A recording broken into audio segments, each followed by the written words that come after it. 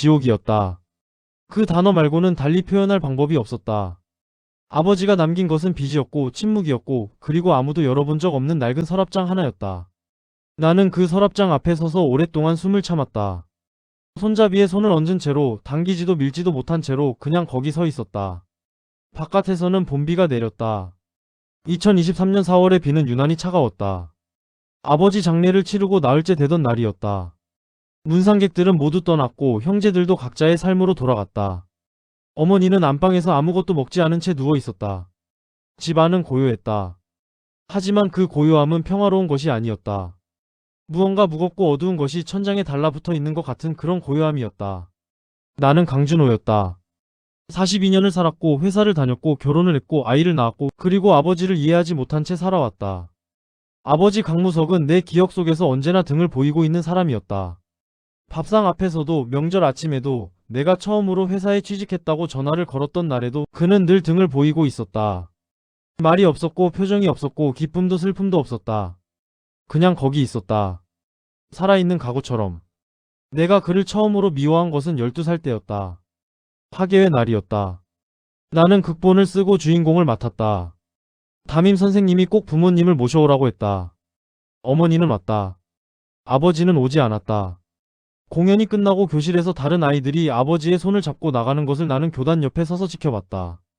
그날 저녁 아버지는 아무 말도 하지 않았다. 나도 아무 말도 하지 않았다. 우리는 그렇게 서로에게 말하지 않는 연습을 30년 동안 해왔다. 서랍장은 아버지의 서재 한쪽 구석에 있었다. 서재라고 했지만 실은 창고에 가까운 방이었다. 오래된 영농 자재 카탈로그들, 농협 수첩들, 누렇게 변한 신문들이 쌓여 있었다.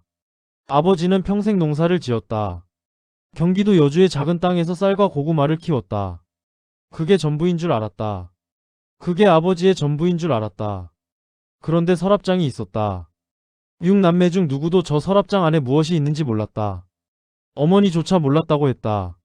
잠겨 있었다고 열쇠를 한 번도 본 적이 없다고 어머니는 기억하는 것들 사이에서 그것만은 기억하지 못했다. 아버지는 그 서랍장 앞에서 혼자 앉아 있을 때가 있었다고 했다. 밤늦게 모두 잠든 시간에. 그리고 아무것도 꺼내지 않은 채 다시 방에서 나왔다고. 나는 당겼다. 잠겨 있었다. 뒤를 뒤졌다. 서재 구석 카탈로그 더미 아래 오래된 성경책 사이에서 열쇠를 찾은 것은 1시간이 지나서였다. 작고 납작한 열쇠였다. 녹이 슬어 있었지만 자물쇠에 맞았다. 찰칵. 서랍이 열렸다. 안에는 봉투들이 있었다. 누렇게 바랜 봉투들이 묶음으로 묶여 있었다. 그리고 사진 한 장.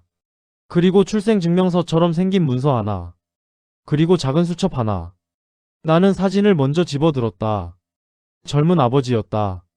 20대로 보이는 내가 한 번도 본 적 없는 얼굴의 아버지였다. 웃고 있었다. 활짝은 아니었지만 분명히 웃고 있었다. 아버지가 웃는 사진을 나는 살면서 단 한 번도 본 적이 없었는데 그 옆에 여자가 있었다. 어머니가 아니었다. 모르는 여자였다. 그 여자도 웃고 있었고 두 사람의 손이 닿아 있었다. 손이 닿아 있었다. 사진 뒷면에는 글씨가 있었다. 흐릿하지만 읽을 수 있었다. 1972년 여름 순이미와 순이미. 나는 그 이름을 소리 없이 되뇌었다. 순이미. 누구인가? 무엇인가? 왜 아버지의 서랍 속에 이름이 있는가? 봉투들을 열었다. 편지들이었다. 손으로 쓴 빽빽한 편지들이었다. 발신인은 모두 같았다. 이수님. 수신인은 강무석. 날짜는 1972년부터 1975년 사이에 집중되어 있었다. 가장 마지막 편지의 날짜는 1975년 12월 31일이었다. 나는 그 마지막 편지를 펼쳤다. 무석씨, 나는 이제 더 이상 기다리지 않을 거예요. 기다리는 일에 지쳤어요. 아이는 잘 있어요. 당신을 닮았어요. 눈썹이 당신과 똑같아요. 그 눈썹을 볼 때마다 나는 당신이 생각나고 당신이 생각날 때마다 나는 또 울어요. 울지 않으려고 했는데, 더 이상 울지 않으려고 했는데, 아이 이름은 제가 지었어요. 강씨 성은 주지 않았어요. 당신이 원하지 않는다고 했으니까요. 하지만 언젠가 이 아이가 크면 알게 될 거예요. 자기 아버지가 누군지. 저는 그렇게 생각해요. 그때 당신이 어떤 얼굴을 할지 나는 그게 궁금하기도 하고 두렵기도 해요. 안녕히 계세요. 진짜로, 이제 진짜로 안녕이에요. 나는 편지를 내려놓았다. 아이. 아버지에게 다른 아이가 있었다. 벽이 무너지는 소리가 들리는 것 같았다. 아니, 소리는 없었다. 소리가 없는데도 무언가 무너지는 것이 느껴졌다. 30년 동안 내가 쌓아온 아버지에 대한 이해의 시도들, 그 무수한 시도들과 실패들, 그리고 그 실패들 위에 겨우겨우 쌓아 올린 체념의 구조물이 소리도 없이 무너졌다. 나는 바닥에 주저앉았다. 창밖에서 비가 내렸다. 빗소리는 고요했다. 모든 것이 고요한데 나만 고요하지 않았다. 어릴 때 아버지는 내가 울면 더 울었다고 했다. 어머니가 해준 말이었다. 네가 3살 때 열이 펄펄 나서 병원에 갔는데 아버지가 내 손을 잡고 화장실에 가서 혼자 울었다고. 나는 그 이야기를 들었을 때 믿지 않았다. 믿고 싶지 않았던 것인지도 몰랐다. 이미 그때는 아버지를 너무 오래 미워해온 뒤였으니까. 미워하는 것을 멈추려면 다시 시작해야 했으니까. 다시 시작하는 것이 두려웠으니까. 아버지는 왜 말하지 않았을까? 왜 그 서랍을 잠근 채 평생을 살았을까? 왜 나에게 6남매 중 그 누구에게도 어머니에게도 단 한 번도 말하지 않았을까? 출생증명서를 집어들었다. 아니, 출생증명서가 아니었다. 더 자세히 보니 그것은 입양 관련 서류였다. 날짜는 1976년 2월이었다. 아이의 이름이 적혀 있었다. 이민준. 이시였다. 어머니 성을 따른 것이었다. 생년월일은 1975년 6월 15일. 현재라면 48살이었다. 48. 나보다 6살 위였다. 나는 수첩을 펼쳤다. 아버지의 필체였다. 아버지의 필체를 나는 알고 있었다. 매년 설날 세뱃돈 봉투에 이름을 쓸 때 그 필체를 봤다. 삐뚤삐뚤하고 힘이 들어간 농부의 손이 쓴 글씨. 수첩에는 날짜와 짧은 문장들이 있었다. 일기였다. 아버지가 일기를 썼다는 것을 나는 몰랐다. 첫 페이지는 1976년 3월이었다. 민준이가 어디 있는지 알아봤다. 서울 은평구라고 했다. 좋은 집에 갔다고 했다. 믿어야지. 믿어야 사는 거니까. 순이미는 부산으로 갔다고 했다. 다시는 보지 않기로 했다. 이게 맞는 건지 모르겠다. 맞는 것이 있기는 한 건지 모르겠다. 나는 수첩을 덮었다. 맞는 것이 있기는 한 건지 모르겠다. 그 문장이 공중에 떠 있었다. 아버지가 쓴 문장이 40년이 지나서, 아버지가 죽고 나흘이 지나서 내 앞에 떠 있었다. 나는 오랫동안 거기 앉아 있었다. 일어나야 한다는 것을 알았지만 일어나지 못했다. 어머니가 저 안방에 누워 있다는 것을 알았지만 들어가지 못했다. 형들에게 전화를 해야 한다는 것을 알았지만 전화기에 손이 가지 않았다. 아버지에게 형이 있었다. 나의 배다른 형이. 그 형은 지금 어디에 있는가? 살아있는가? 자신의 아버지가 누구인지 알고 있는가? 1975년에 태어나 1976년에 입양을 갔다면, 지금 48살이라면, 이민준이라는 이름이라면 어딘가에 살고 있을 것이다. 가정이 있을 수도 있고 아이가 있을 수도 있고 자신이 입양하라는 것을 알고 있을 수도 있고 모를 수도 있다. 자신의 아버지가 강무석이라는 것을, 자신의 아버지가 경기도 여주에서 평생 농사를 짓고 78살에 조용히 눈을 감은 그 사람이라는 것을 알고 있을 수도 있고 모를 수도 있다. 나는 사진을 다시 집어들었다. 젊은 아버지가 웃고 있었다. 이수님이라는 여자와 함께. 두 사람의 손이 닿아 있었다. 아버지가 웃는 것을 나는 살면서 단 한 번도 본 적이 없었는데, 그런데 이 사진 속에서 아버지는 웃고 있었다. 그것이 왜인지 나는 알 것 같았고 알고 싶지 않았고 이미 알아버렸고, 그래서 더 이상 모르는 척 할 수 없었다. 아버지는 사랑을 했던 것이다. 내가 태어나기 전에, 어머니를 만나기 전에, 농부가 되기 전에, 친묵이 되기 전에 아버지는 사랑을 했고 아이를 가졌고 그 아이를 떠나보냈고 그 여자를 떠나보냈고 그 뒤로 평생 아무것도 말하지 않았다. 평생. 한 번도. 아무것도. 어머니에게 전화기를 보여줄 수 없었다. 지금은 아니었다. 어머니는 이제 막 남편을 잃은 사람이었다. 45년을 같이 산 남자를. 그 남자의 비밀을 지금 당장 들이밀 수는 없었다. 하지만 형들은 알아야 하는가. 큰형 준수는 부산에 살았다. 성격이 급하고 직선적인 사람이었다. 이것을 알면 폭발할 것이었다. 왜 말 안 했냐고, 아버지가 어떻게 그럴 수 있냐고, 어머니는 알고 있었냐고, 그 자식은 지금 어디 있냐고. 총알처럼 질문을 쏟아낼 것이었다. 둘째 형 준태는 서울에 살았다. 냉정한 사람이었다. 감정을 잘 드러내지 않는, 아버지를 가장 많이 닮은 사람이었다. 이것을 알면 아마 아무 말도 하지 않을 것이었다. 그냥 듣고 한참 침묵하고 그리고 어디론가 혼자 사라질 것이었다. 나는 어땠는가? 나는 지금 바닥에 앉아서 오래된 사진을 쥐고 있었다. 아버지의 서재 바닥에 본비 소리를 들으면서 무엇이 맞는지 모른 채 맞는 것이 있기는 한 건지 모르겠다. 아버지의 문장이 또 떠올랐다. 아버지도 몰랐던 것이다. 맞는 것을, 옳은 것을, 어떻게 해야 하는지를. 그래서 서랍을 잠갔던 것이다. 그래서 말하지 않았던 것이다. 말할 방법을 몰랐던 것이다. 아니 말하면 무엇이 무너질지 알았던 것이다. 그래서 잠근 것이다. 잠그고 닫고 침묵하고 그 침묵 속에서 평생을 산 것이다. 그것이 비겁한 것인가? 그것이 이기적인 것인가? 나는 판단하고 싶었다. 쉽게 판단해버리고 싶었다. 아버지가 나쁜 사람이었다고, 무책임한 사람이었다고, 그래서 내가 그를 미워했던 것이 정당했다고.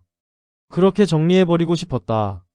하지만 사진 속 아버지의 눈을 보면 그렇게 되지 않았다. 아버지는 거기서 웃고 있었다. 내가 한 번도 본 적 없는 얼굴로. 누군가를 사랑했던 사람의 얼굴로. 나는 사진을 서랍에 다시 넣었다. 편지들도 수첩도 서류도. 서랍을 닫았다. 열쇠를 빼서 주머니에 넣었다. 일어섰다. 창밖에 비는 여전히 내리고 있었다. 나는 서재를 나와 복도에 섰다. 안방 문이 닫혀 있었다. 어머니가 저 안에 있었다. 아버지의 비밀을 모른 채 혹은 알고 있는 채 누워 있었다. 어머니는 알고 있을까? 그 생각이 처음으로 들었다. 그리고 한 번 들자 멈추지 않았다. 어머니는 알고 있을까? 알면서 모른 척한 것일까? 모른 척한 채 45년을 산 것일까? 그것이 가능한 일인가? 가능한 일인가? 나는 안방문 앞에 서서 노크를 하지 못했다.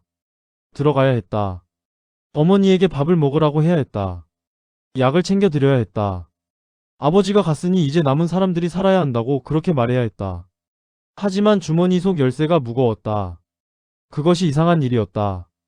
그토록 작은 열쇠가 그토록 무거울 수 있다는 것이. 쇠붙이 하나가 손바닥만 한 것이 그토록 많은 것을 담고 있을 수 있다는 것이.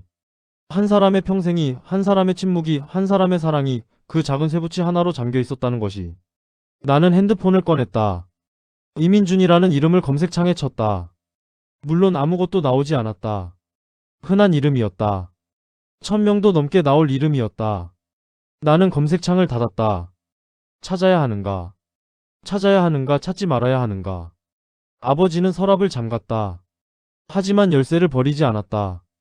서류를 태우지 않았다. 사진을 찢지 않았다. 편지를 없애지 않았다. 그냥 잠가두었다. 언젠가 누군가 열기를 바랐던 것인가? 아니면 아무도 열지 않기를 바랐던 것인가? 아버지의 마음을 나는 알 수 없었다. 살아있을 때도 알 수 없었고 죽고 나서도 알 수 없었다. 아버지. 나는 마음속으로 그를 불렀다. 대답이 없었다. 물론이었다. 그는 없었다. 이틀 전에 화장되어 작은 항아리 속에 담겼다. 그 항아리는 지금 거실 한켠에 놓여 있었다. 나는 거실로 걸어갔다. 항아리 앞에 무릎을 꿇었다. 아버지. 왜 말하지 않았어요? 한 번이라도 말했더라면. 20년 전이라도, 10년 전이라도, 아니면 돌아가시기 전 마지막 입원했을 때라도. 그때 내가 병원에 갔었잖아요. 둘이 있었잖아요. 아버지는 창밖을 보고 있었고 나는 보호자 의자에 앉아 있었고 1시간 동안 아무 말도 안 했잖아요.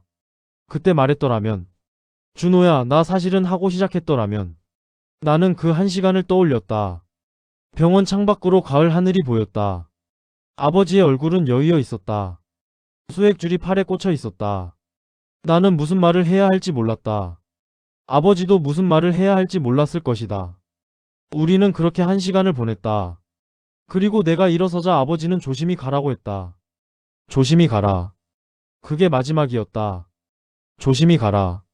그 말이 지금에서야 다르게 들렸다. 조심히 가라. 아들아. 내가 알면 안 되는 것들이 이 집 안에 있으니. 조심히 가라. 모르는 채로 가라. 내가 이것을 가지고 갈 테니. 하지만 가지고 가지 못했다. 서랍이 남았고 열쇠가 남았고 사진이 남았다. 아버지는 가지고 가려 했지만 가지고 가지 못했다. 혹은 가지고 가지 않으려 했다. 어느 쪽인지 나는 알 수 없었다. 알 수 없는 채로 항아리 앞에 무릎을 꿇고 있었다. 본비는 계속 내렸다. 어머니는 안방에 누워 있었다. 아버지는 항아리 속에 있었다. 이민주는 어딘가에 살고 있었다. 그리고 나는 여기 있었다.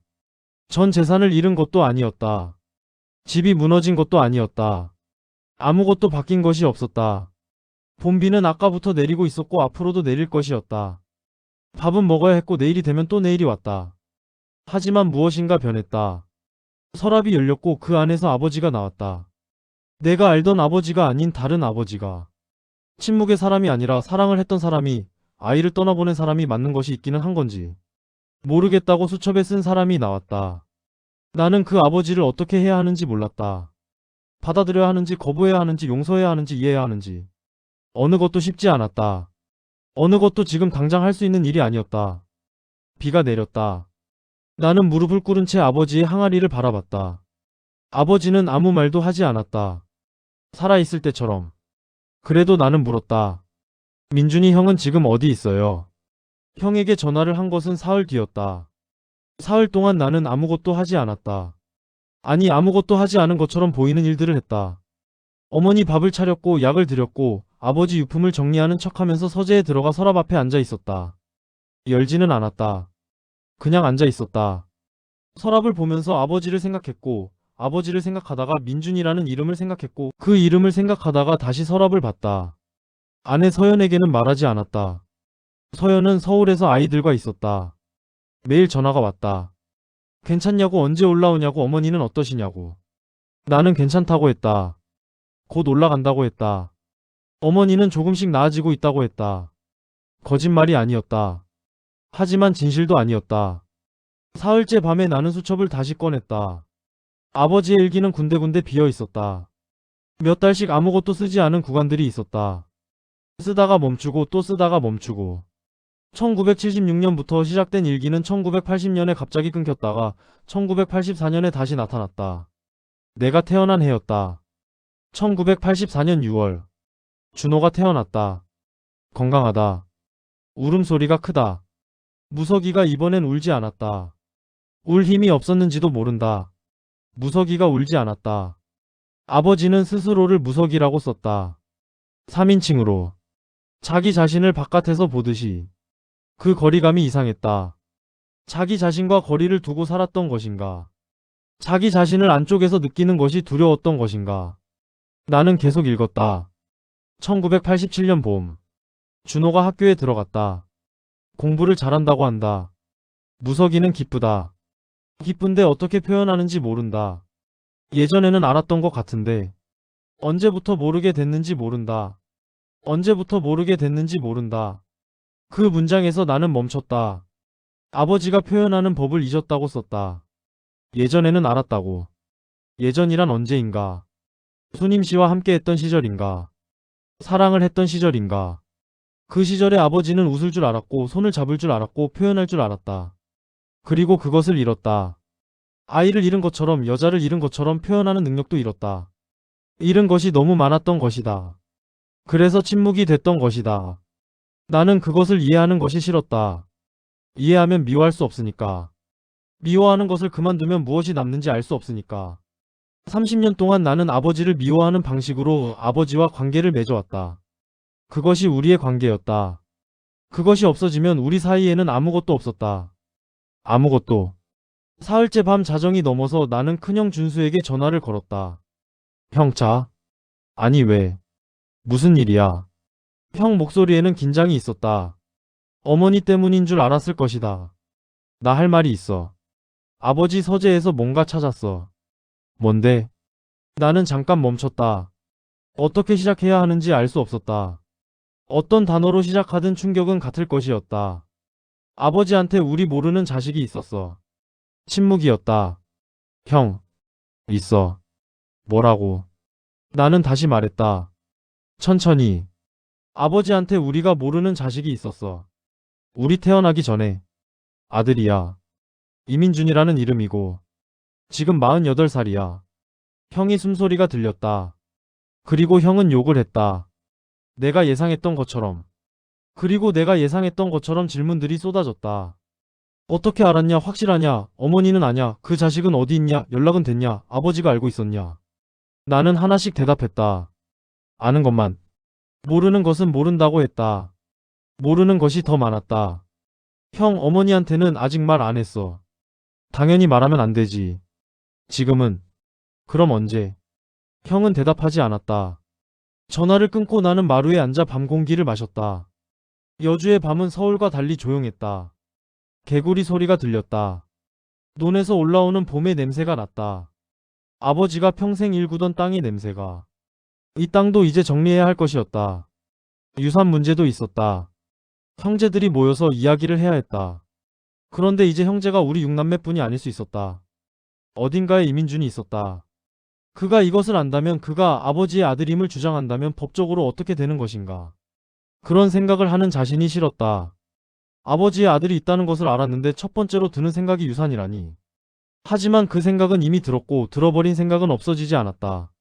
나는 다음날 아침 서울로 올라가기로 했다. 올라가서 서연에게 말하고 생각을 정리하고 이민준을 찾을 것인지 말 것인지 결정해야 했다. 혼자 결정할 수 없었다. 형들과 의논해야 했다. 아니, 형들과 의논하기 전에 나 자신이 무엇을 원하는지 알아야 했다. 나는 무엇을 원하는가? 아버지의 비밀을 덮어두고 싶은가? 아니면 찾고 싶은가? 찾아서 무엇을 할 것인가? 찾아서 만나면 무슨 말을 할 것인가? 안녕하세요. 저는 강준호고요. 당신 아버지 강무석이 돌아가셨어요. 당신이 그의 아들이에요. 라고 할 것인가? 그 말을 들은 사람이 어떤 얼굴을 할지 나는 상상이 되지 않았다. 아침이 됐다. 어머니가 부엌에 나와 있었다. 처음이었다. 사흘 만에 처음으로 방에서 나온 것이었다. 등이 많이 굽어 있었다.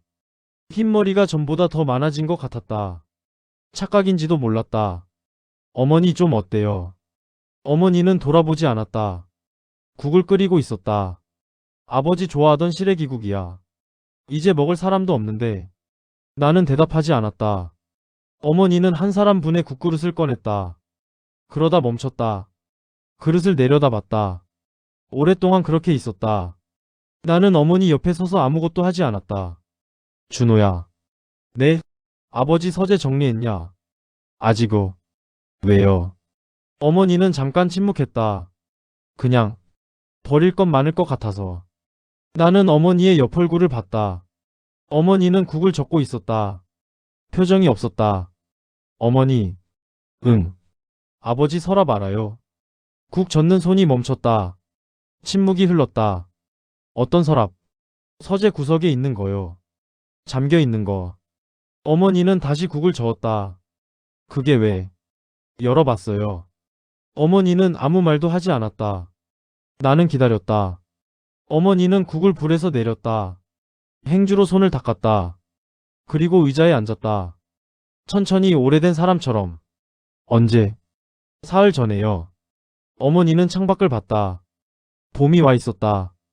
뒷곁에 개나리가 피어 있었다. 그래서 편지들 봤어요. 사진도. 수첩도. 어머니는 눈을 감았다. 나는 물었다. 조심스럽게, 하지만 묻지 않을 수 없어서. 알고 계셨어요? 오랜 침묵이었다. 개구리 소리가 들렸다. 개나리가 바람에 흔들렸다. 어머니가 눈을 떴다. 알았지. 나는 숨을 참았다. 언제부터요? 결혼하고 1년쯤 됐을 때. 내 아버지 술 마시고 들어온 날 밤에. 잠결에 다른 이름을 불렀어. 수님이요. 어머니는 대답하지 않았다. 대답이 맞았다. 그 다음 날 아침에 물어봤지. 아버지한테. 수님이가 누구냐고. 아버지가 다 말했어. 그 여자 이야기, 아이 이야기, 입양 보낸 이야기. 다. 나는 의자를 끌어당겨 앉았다. 다리에 힘이 없었다. 어머니는 계속했다. 나한테 미안하다고 했어. 말하지 않으려 했는데 말하게 됐다고. 그 아이가 어떻게 지내는지 모른다고. 보고 싶은데 볼 수 없다고. 그 말을 하면서 울었어. 아버지가 울었다고요. 그게 처음이자 마지막이었어. 내가 아버지 우는 거 본 게. 그 한 번. 나는 천장을 봤다. 아버지는 어머니 앞에서 한 번 울었다. 그리고 다시는 울지 않았다. 그 이후로 표현하는 법을 잃었다. 아니, 이미 일은 뒤였는지도 몰랐다. 잃은 채로 살다가 딱 한 번 어머니 앞에서 무너졌다가 그리고 다시 잠궜다. 어머니는 어떻게 하셨어요? 그 이야기를 들은 뒤에. 어머니는 잠깐 생각하는 것 같았다. 살았지. 살았지. 그 두 글자가 묵직하게 떨어졌다. 달리 무엇을 했겠냐. 아이들이 있었고 살아야 했고 그래서 살았어. 아버지를 미워한 날도 있었고 불쌍한 날도 있었고 그냥 아무 생각 없이 밥 짓고 빨래한 날도 있었고 그렇게 45년이 됐어. 나는 어머니의 손을 봤다. 마디가 굵고 거친 손이었다. 평생 농사를 지은 손이었다. 그 손이 무릎 위에 가지런히 놓여 있었다. 그 아이 찾을 거냐? 어머니가 물었다. 담담하게. 판단도 없이. 모르겠어요. 어머니는 고개를 끄덕였다. 찾아도 돼. 못 찾아도 돼. 그건 너희들이 결정할 일이야. 나는 이제 상관없어. 상관없다는 말이 냉정하게 들리지 않았다.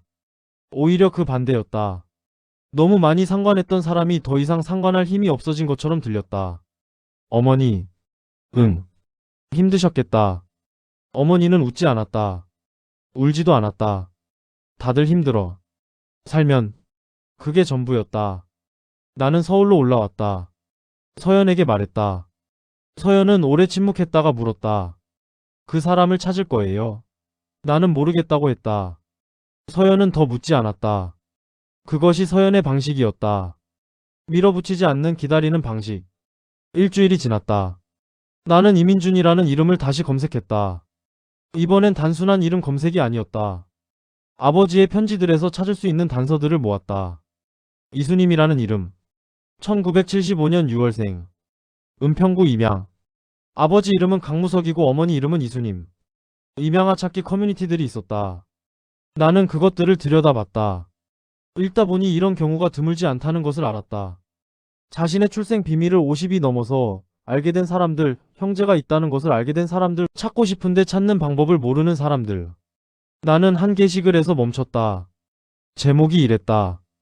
1975년생 은평구 출생 생부 찾습니다. 심장이 멈추는 것 같았다. 클릭했다. 저는 이민준이라고 합니다. 현재 48살이고 서울에 살고 있습니다. 어릴 때 제가 입양하라는 것을 알았고 양부모님은 이미 두 분 다 돌아가셨습니다. 최근 들어 생부에 대해 알고 싶은 마음이 생겼습니다. 제 생모 이름은 이수님이고 저는 1975년 6월에 태어났으며 은평구에서 입양됐다고 알고 있습니다. 생부의 성이 강씨라는 것도 알고 있습니다. 연락 주실 분은 쪽지 부탁드립니다. 게시일은 2022년 8월이었다. 1년 반 전이었다. 나는 화면을 닫았다가 다시 열었다. 그가 찾고 있었다. 그도 찾고 있었다. 아버지가 살아있을 때부터 아버지가 숨을 쉬고 여주 땅을 밟고 있을 때부터 이 사람은 생부를 찾고 있었다. 그리고 아버지는 알지 못했을 것이다.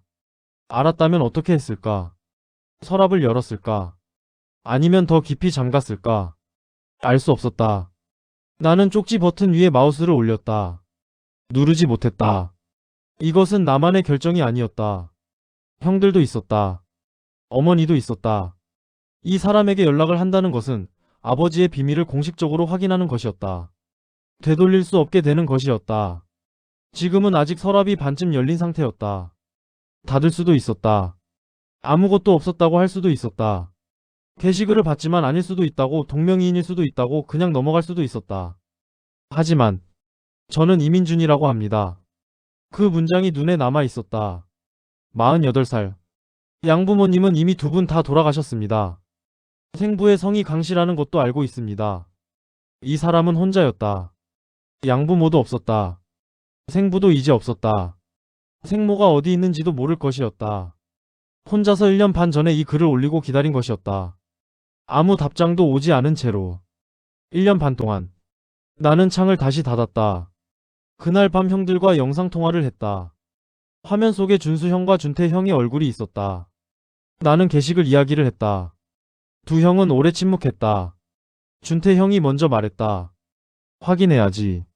준수 형이 물었다. 확인하면 그 다음에? 준태 형이 대답했다. 그건 그때 가서 생각하면 되지. 준수 형은 고개를 저었다. 무작정 연락하는 건 아닌 것 같아.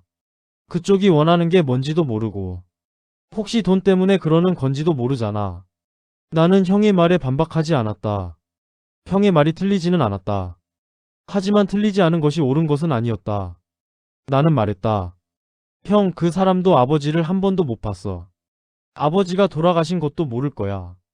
우리는 적어도 아버지 얼굴을 알잖아. 그 사람은 사진도 없을 거야. 침묵이었다. 준수 형이 화면 밖을 봤다. 준태 형이 말했다. 연락해. 네가 해. 나는 다음날 쪽지를 보냈다. 안녕하세요. 글을 읽었습니다. 혹시 통화가 가능하신지요? 보내고 나서 핸드폰을 뒤집어 엎어놓았다. 보고 싶지 않았다. 보고 있으면 답장이 오기를 기다리게 될 것 같아서. 답장은 4시간 뒤에 왔다. 네, 가능합니다. 언제든 연락 주세요. 번호 드릴게요. 번호가 있었다. 나는 번호를 저장했다. 이름란에 뭐라고 써야 할지 몰랐다. 이민준이라고 썼다. 그냥 이름만. 전화를 걸기 전에 나는 오랫동안 앉아 있었다. 아버지. 나는 또 불렀다. 이 전화를 걸어야 할까요? 대답은 없었다. 물론이었다. 하지만 이번엔 조금 달랐다. 아버지의 수천 문장이 떠올랐다. 맞는 것이 있기는 한 건지 모르겠다. 아버지도 몰랐던 것이다. 그래서 잠궜던 것이다. 하지만 버리지는 않았다. 잠갔지만 버리지는 않았다. 언젠가 누군가 열기를 기다린 것인지도 몰랐다. 자기가 열지 못한 것을 자기 뒤에 올 누군가가 열기를. 나는 통화 버튼을 눌렀다. 신호가 갔다. 1번, 2번, 3번. 여보세요. 낮고 조용한 남자 목소리였다. 나는 숨을 한 번 들이켰다. 안녕하세요. 저 강준호라고 합니다. 쪽지 드린 사람인데요. 잠깐의 침묵이었다. 아, 네. 안녕하세요. 저 다름이 아니라 혹시 아버지 성함이 강무석이신지 확인하고 싶어서요. 이번엔 더 긴 침묵이었다. 그리고 목소리가 들렸다.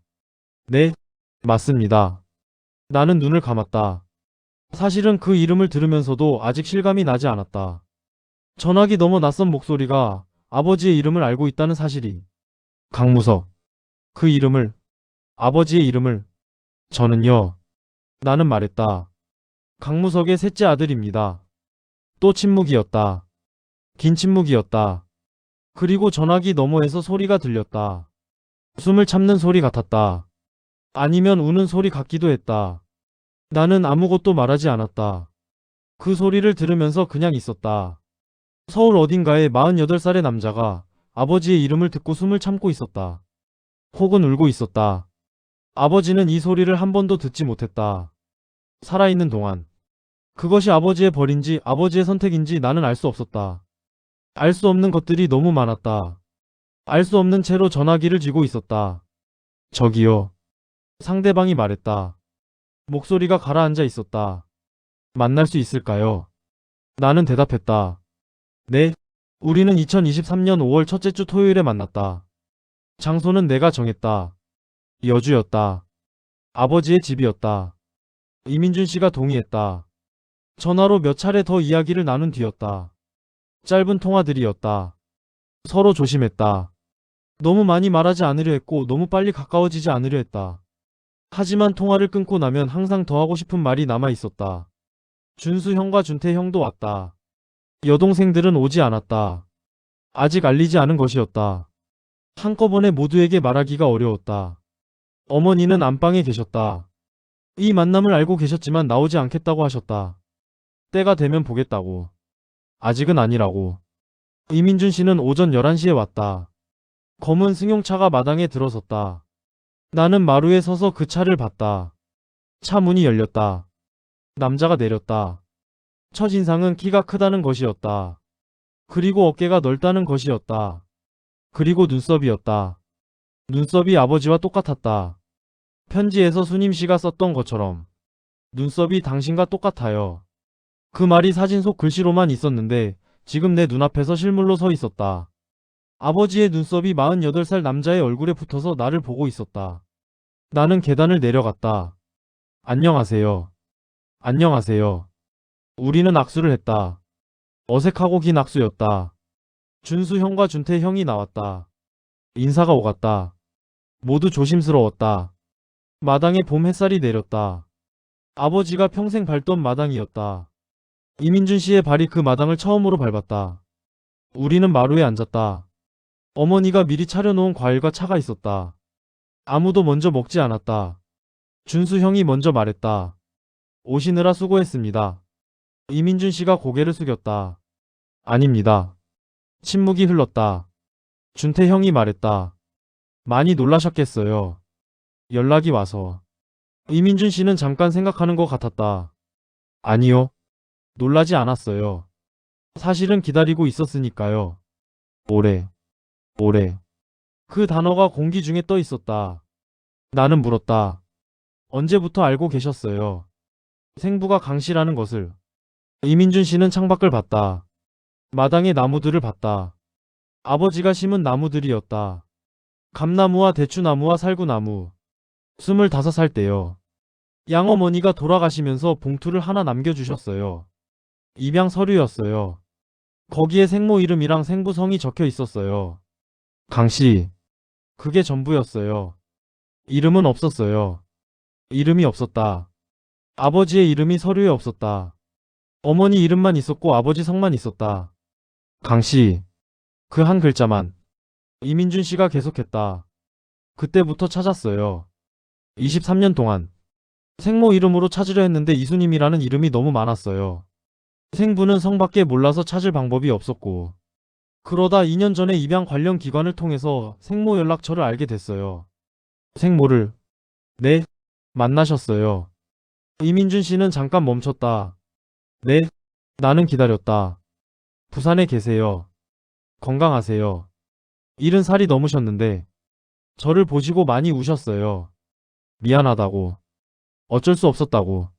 나쁜 사람이 아니었어요. 그냥 어쩔 수 없었던 사람이었어요. 어쩔 수 없었던 사람. 나는 그 말을 들으면서 아버지를 생각했다. 아버지도 어쩔 수 없었던 사람이었다. 어쩔 수 없었던 사람들이 어쩔 수 없는 선택들을 했고 그 선택들이 이 마당까지 흘러왔다. 50년이 걸려서. 생부가 강씨라는 것은 어머니한테 들으셨어요. 이민준 씨가 고개를 끄덕였다. 어머니가 말씀해 주셨어요. 이름은 모른다고 하셨어요. 성만 알고 이름은 모른다고. 그래서 찾기가 더 어려웠어요. 이름은 모른다. 손임 씨가 이름을 말하지 않은 것이었다. 왜인지는 알 것 같았다. 이름을 알면 찾아가는 일이 생길 수도 있으니까. 이름을 모르면 찾아가는 일이 어려우니까. 보호하려 했던 것인지도 몰랐다. 아버지를, 아니면 이민준을, 아니면 둘 다를. 준수 형이 말했다. 아버지가 돌아가셨어요. 2023년 4월에. 한 달 전에. 이민준 씨의 얼굴이 굳었다. 알고 있었어요. 우리 세 형제가 동시에 글을 봤다. 어떡해요. 게시글 올리고 얼마 안 있다가 어떤 분이 쪽지를 주셨어요. 자기도 입양인이라고. 강씨성을 가진 분 중에 경기도 여주의 강무석이라는 분이 계신다고. 그 나이 되면 맞을 것 같다고. 나는 숨을 참았다. 그래서요. 여주에 한 번 온 적 있어요. 혼자. 2022년 겨울에. 집 앞까지 왔어요. 집 앞까지. 네. 들어오지 않으셨어요. 이민준 씨는 고개를 저었다. 못 들어왔어요. 1시간쯤 서 있다가 돌아갔어요. 1시간. 이민준 씨가 이 마당 앞에 1시간 동안 서 있었다. 2022년 겨울에. 그때 아버지는 안에 계셨을 것이다. 아버지는 몰랐을 것이다. 문 밖에 47살의 아들이 1시간 동안 서 있다가 돌아갔다는 것을. 그것을 생각하자 무언가 가슴 안에서 뜨겁게 올라왔다. 왜 들어오지 않으셨어요? 준수 형이 물었다. 목소리가 거칠었다. 아버지를 원망하는 것인지, 이민준 씨를 원망하는 것인지, 아니면 그냥 감정이 거칠어진 것인지. 이민준 씨는 잠깐 창밖을 보다가 대답했다. 무서웠어요. 무서웠다. 뭐가요? 거절당하는 게. 문 열고 나와서 당신이 누구냐고 물어보면 뭐라고 대답해야 하나? 아들입니다 라고 말하면 그 사람이 아니라고 하면 어떡하나? 모른다고 하면 어떡하나? 그게 무서웠어요.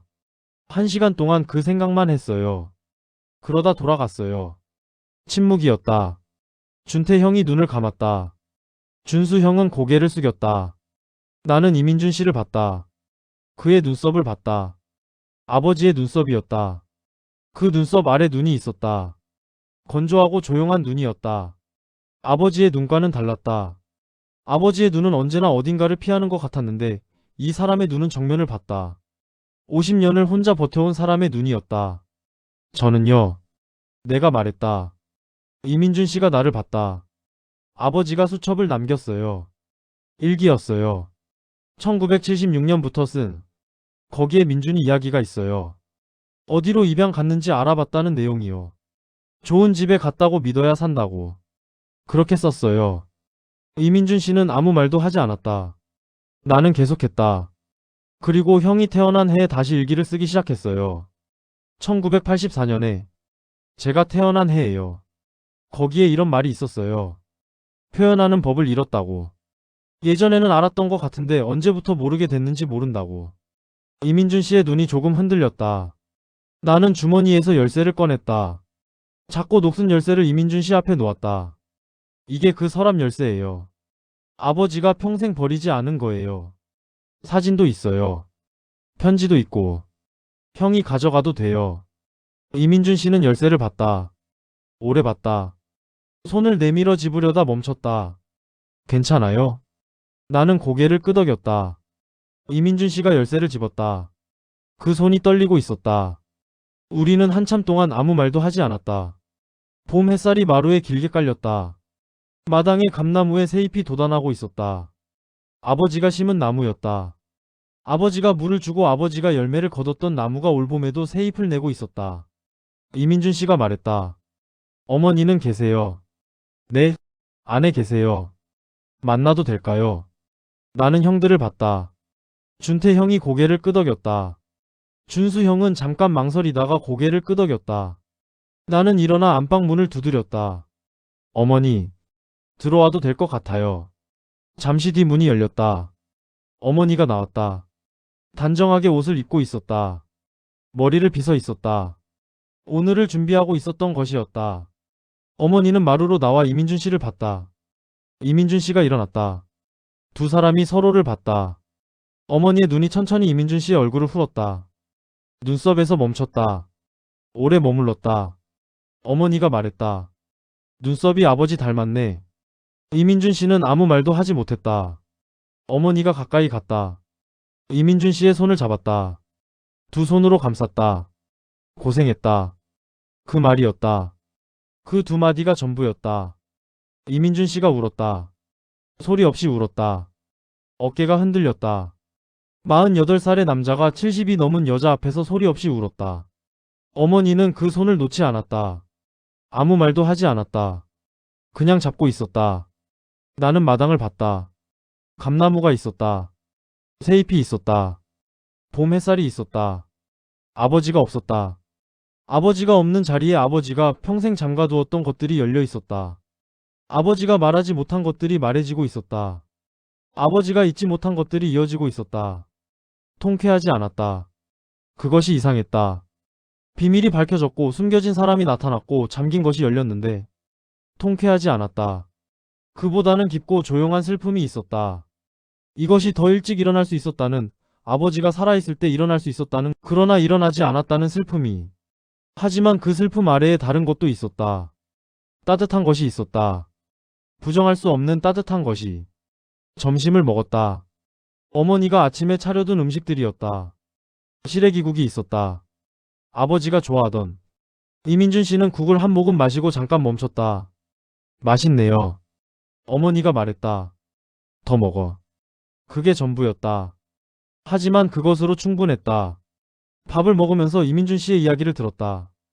서울에서 작은 건축 사무소를 운영한다고 했다. 아내가 있고 아이가 둘 있다고 했다. 아이들은 아직 어리다고 초등학생이라고. 아내는 이 일을 알고 있다고. 처음부터 알고 있었고 응원해줬다고. 이민준 씨가 말했다. 아이들한테 할아버지 사진 보여줘도 될까요? 어머니가 대답했다. 그럼. 나는 핸드폰에서 사진을 찾았다. 아버지 사진이 많지 않았다. 아버지는 사진 찍기를 싫어했다. 그나마 있는 것들은 명절 때 찍은 것들이었다. 어색한 얼굴로 소파에 앉아있는 아버지. 그래도 거기 있었다. 눈썹이 있었다. 나는 사진을 이민준 씨에게 보여줬다. 이민준 씨는 화면을 오래 들여다봤다. 나를 닮았네요. 준수 형이 말했다. 당신이 아버지를 닮은 거지. 이민준 씨가 잠깐 웃었다. 그것이 처음이었다. 이민준 씨가 웃는 것이. 그 웃음에서 나는 다시 아버지를 봤다. 사진 속 1972년 여름 수님 씨와 함께 찍은 사진 속 아버지의 웃음을. 아버지의 웃음이 살아 있었다. 이 사람 안에서. 나는 그것을 알았다. 조용하고 분명하게 알았다. 오후에 우리는 아버지의 서재에 함께 들어갔다. 이민준 씨가 열쇠로 서랍을 열었다. 사진을 꺼냈다. 젊은 아버지와 이수님 씨가 함께 찍은 사진을. 뒷면에 글씨를 읽었다. 1972년 여름 수님이와. 이민준 씨가 사진을 뒤집어 앞면을 봤다. 오래 봤다. 어머니가 어떻게 생겼는지도 몰랐어요. 이 사진 처음 봐요. 나는 말했다. 가져가요. 이민준 씨는 고개를 들었다. 괜찮아요? 나는 고개를 끄덕였다. 아버지 것이지만 형 것이기도 하니까. 이민준 씨는 잠깐 나를 봤다. 그리고 다시 사진을 봤다. 형. 그 단어가 입에서 나오고 나서야 나는 내가 그를 형이라 불렀다는 것을 알았다. 자연스럽게 생각 없이 그냥 나온 말이었다. 이민준 씨가 나를 봤다. 눈이 촉촉했다. 나는 다시 말했다. 형이 가져가요. 그는 사진을 가져갔다. 편지들도 일부 가져갔다. 수첩은 어머니가 갖겠다고 했다. 우리는 그것에 대해 아무도 이의를 달지 않았다. 저녁이 됐다. 이민준 씨는 서울로 돌아가야 했다. 마당에서 차에 오르기 전에 그는 한 번 뒤를 돌아봤다. 집을 봤다. 마당을 봤다. 감나무를 봤다. 나는 물었다. 또 올 수 있어요. 이민준 씨는 잠깐 있다가 말했다. 어머니 괜찮으시면. 어머니가 말했다. 오면 밥 해줄게. 그게 전부였다. 차가 마당을 나갔다. 우리 세 형제는 마당에 서서 차가 멀어지는 것을 봤다. 형 차가 보이지 않을 때까지. 준수 형이 말했다. 아버지한테 화가 나. 나는 대답하지 않았다. 준태 형도 대답하지 않았다. 준수 형이 계속했다. 화가 나는데. 이해가 돼. 그게 더 화가 나. 나는 하늘을 봤다. 5월의 하늘이었다. 맑고 깊은 하늘이었다. 아버지가 없는 하늘이었다. 아버지가 평생 올려다봤을 하늘이기도 했다. 맞는 것이 있기는 한 건지 모르겠다. 아버지는 몰랐다. 나도 몰랐다. 이민준 씨도 몰랐다. 수님 씨도 몰랐다. 어머니도 50년 동안 몰랐다. 하지만 지금 이 마당에 일어난 일은 맞지 않은 것도 아니었다. 어머니가 안으로 들어가셨다. 형들도 들어갔다. 나는 마지막으로 마당에 남았다. 감나무 아래 섰다. 아버지가 심은 나무였다. 아버지가 물을 주고 아버지가 열매를 따고 아버지가 그 아래 서서 하늘을 봤을 나무였다. 아버지. 나는 불렀다. 대답은 없었다. 물론이었다. 하지만 이번엔 달랐다. 대답이 없었지만 아무것도 없는 것 같지 않았다. 나뭇잎이 흔들렸다. 새잎들이. 바람이 불었다. 5월의 바람이. 어디선가 꽃 냄새가 났다. 나는 오래 서 있었다. 그리고 생각했다. 아버지는 서랍을 잠갔지만 버리지 않았다. 편지를 태우지 않았다.